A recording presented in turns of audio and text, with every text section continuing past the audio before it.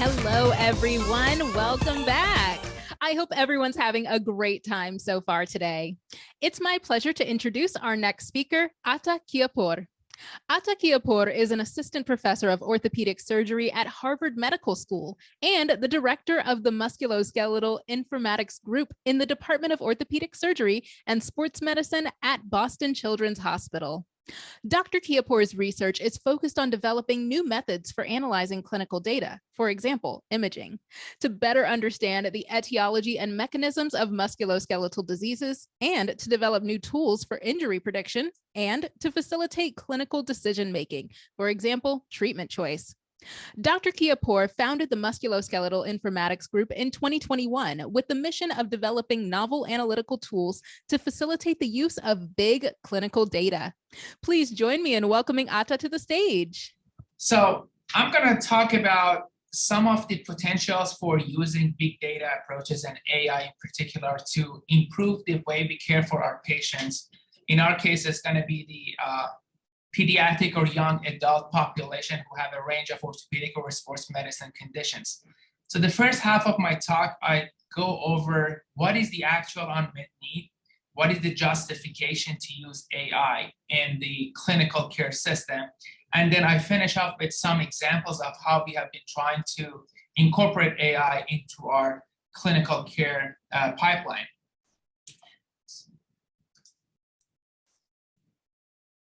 Pediatric and young adult orthopedics and sports medicine is one of the major contributors to any pediatric healthcare system or children's hospitals. It's roughly account for 8 to 12% of total hospital visits, and it's a very diverse service caring for a range of different conditions from severe congenital deformities such as scoliosis, traumatic events such as bone fractures or sports-related injuries. The current pipeline to make sure that our treatments are efficient or to improve on our clinical care and developing novel treatment approaches are based on a feedback optimization cycle where we start with the treatment and we try to document the outcomes of those treatments, and based on those observations, we try to improve this. In reality, this is a much more complex scenario involving a set of different treatments and thousands of observations. Typically, the more observations we have, our ability to optimize our treatment options are improving, but the situations becomes more complex. One of the important factors that we need to have in this system is to come up with standardized measurements, or in clinics, we call them outcome measures, which gives us a good objective measure of how well we are doing.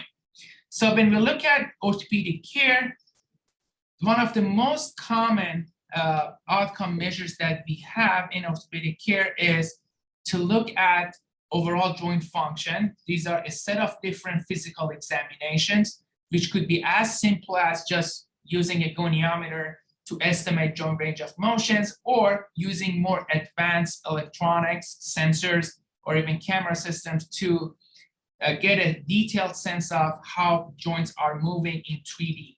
So currently in the clinics, we are stuck with these simplified versions, and these more advanced with higher resolution approaches are still in the research labs.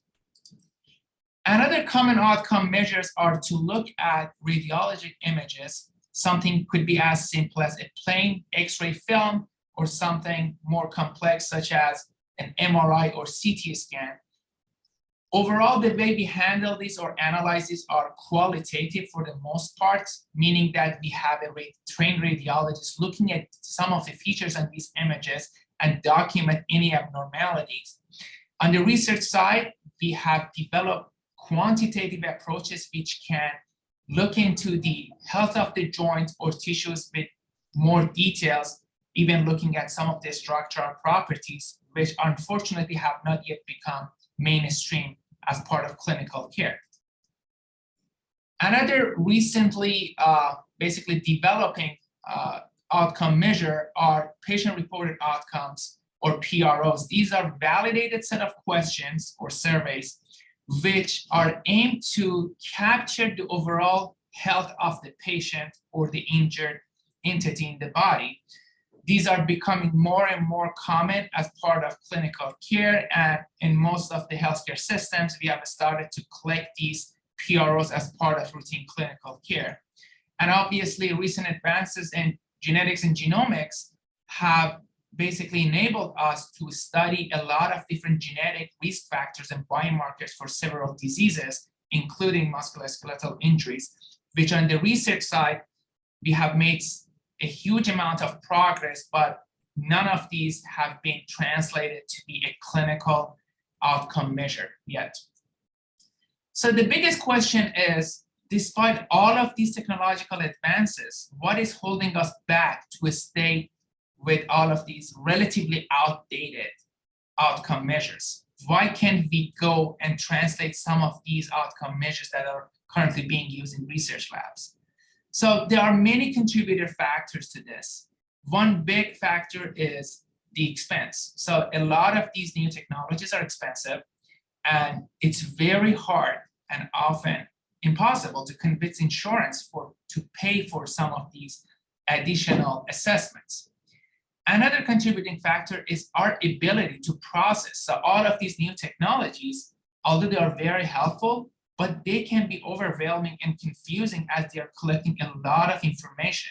And we often don't have sufficient infrastructure to process and handle this large amount of data. When we look at the amount of data that we are collecting from a patient, since the beginning of electronic medical records, these have been exponentially increasing, whereas our capacity for analyzing and handling this data have remained relatively unchanged. So when you look at a typical patient coming to our clinics, we on average collect around 50,000 words inside the clinical notes per patient and around 1 gigabyte of imaging data, in addition to tons of baseline and demographics information. This could be very overwhelming to be deeply analyzed by clinical care teams. And instead, we either don't collect some of these, or if we collected, we use traditional limited approaches to process them. So we are not able to fully leverage the value of these data that we are collecting. So if you put this in perspective, for a large scale clinical care system such as Boston Children's Hospital, over the years, we have collected a lot of data, and we have really not used any of these data to their capacity. And we can use this data to revolutionize the way we are caring for our patients, to come up with precision medicine approaches to care for these patients with better outcomes, to personalize treatments based on each patient's need. But how can we do this? So theoretically, if we have a superhuman which can go and read through all of these notes, memorize and analyze every single data points for each of these patients.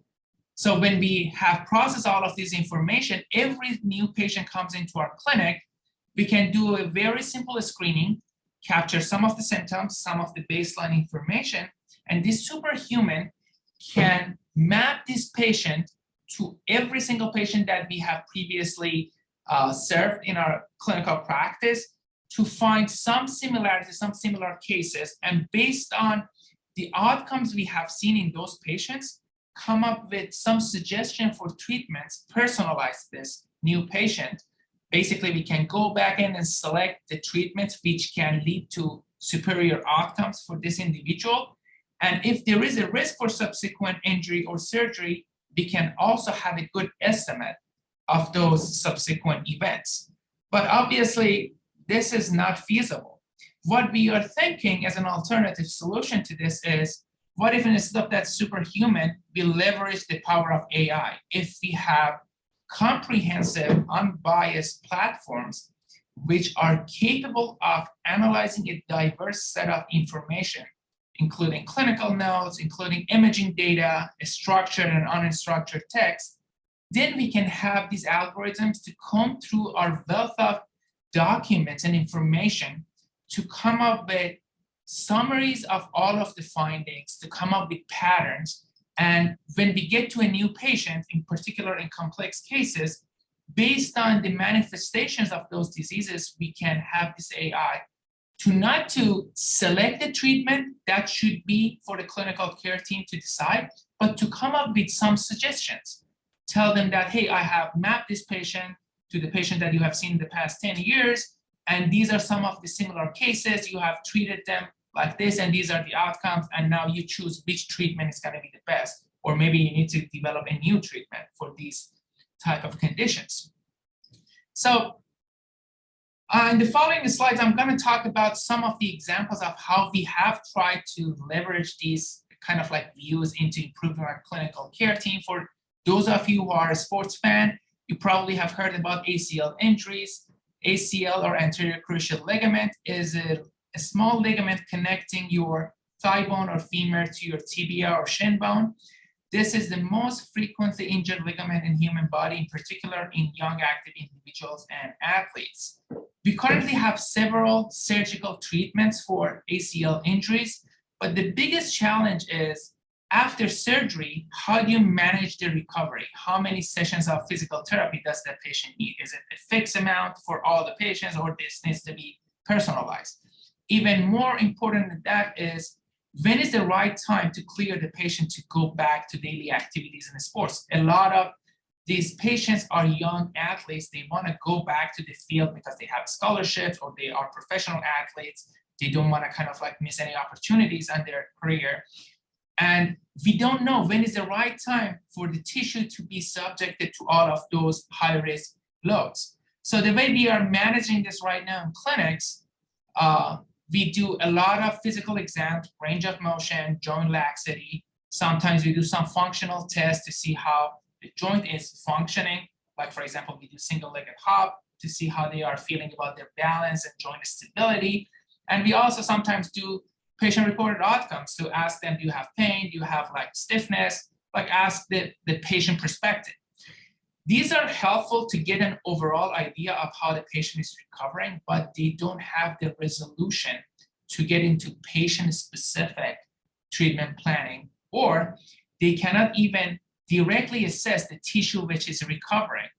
So over the years, we have been working on what could be the proper tool to non-invasively assess the quality of the tissue which is improving over time, and based on that can be improved our decision-making process. So we have developed quantitative MRI sequences. This is an MRI of an ACL. Just gonna take it to the middle. So here is the ACL tissue as it heals. And you see that this is a 3D complex pattern of signals. You can use this MRI to look at the morphology, but also you can leverage it to estimate the quality of the tissue. This is not a common outcome measures these days, but some clinics still started to kind of like collect MRIs after the surgery. But even after collecting that, the way they analyze this is just very basic. So there's either a radiologist or a surgeon sits in front of a computer and try to kind of like scroll through these images and just qualitatively assess this, create a report. But what we think can be done is if there is an objective tool which can quantify this tissue healing properties. So what we have done, we have developed a multimodal deep learning algorithm which can go in and analyze different features of the ACL and the knee, and sometimes optionally, if you want, you can augment that with some of the clinical observations and baseline information. And we can get a risk prediction for subsequent risk of injury from each of these set of information, and the model can fuse all of these together and come up with a composite risk score. In several clinical studies, we've shown that this pipeline can reasonably predict the risk of re-injury within the next 2 years, definitely much better than the current tools that we have in our clinics. This is the ability to predict the subsequent risk based on the clinical outcomes. And with these results, we got very excited, and we wanted to kind of like build this into our clinical care platform. And we hit a lot of roadblocks. One of the major challenges with that was this looks like a black box to the clinical care team. So they see the number, we can provide some evidence that this is doing a good job, but it cannot become mainstream until the clinical care team is involved in this process and understand it. So what we tried to do was to add some transparency, to add some additional information so we understand why the model is predicting a risk score of this much.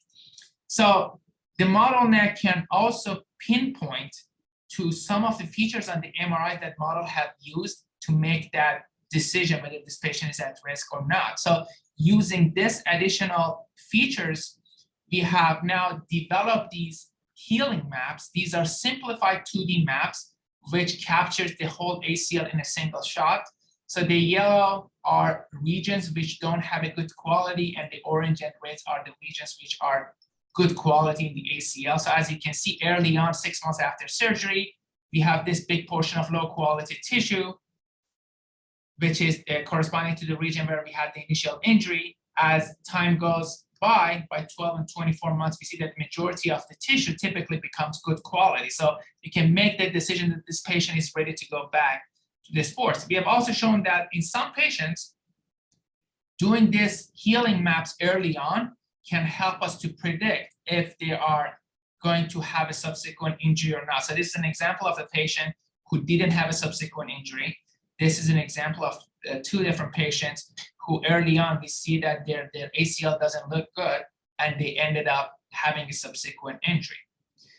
So what are we doing next? So in addition to working on those image processing toolboxes and deep learning algorithms, we are also working on some NLP-based algorithms to go and comb through all of our clinical notes to identify patterns. What combination of different factors can be predictive of the risk of injury?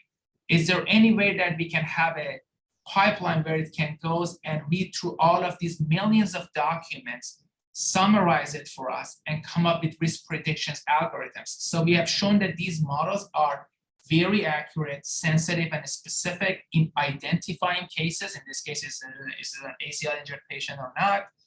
And they have good accuracy and performance in extracting some of the important metrics, whether you want to use this for injury prediction or whether you want to use this to build huge registries for QI purposes. So I want to finish up with this slide that what is next? What is the future? I think the future of improved clinical care in orthopedics and sports medicine is to have AI to assist us with all of these big data that we have collected over decades. And what does it take to succeed in this journey is we need to have comprehensive collaborations between industry and clinical care team. This is not a one-person job. Industry alone can't do it. They have all of the technical backgrounds, but they need clinicians to be in the loop of the process. Clinical care teams cannot do it just based on their experience. They need expertise from AI industry. So this is what we are planning to do, and this is one of the major pillars of our Musculoskeletal Informatics program. We always look for new partnership with industry, and I think this is going to be the future of how we can improve our care for our patients. Thank you very much. Thank you, Atta. That was awesome. A big virtual round of applause. Hear that virtual audience roar. We'll see you later, Atta. What a great talk. I hope you all enjoyed it. Please make your way to your next session. Also, don't forget to check out the networking, accept your connection requests, and explore the AI exhibits. Have a great time.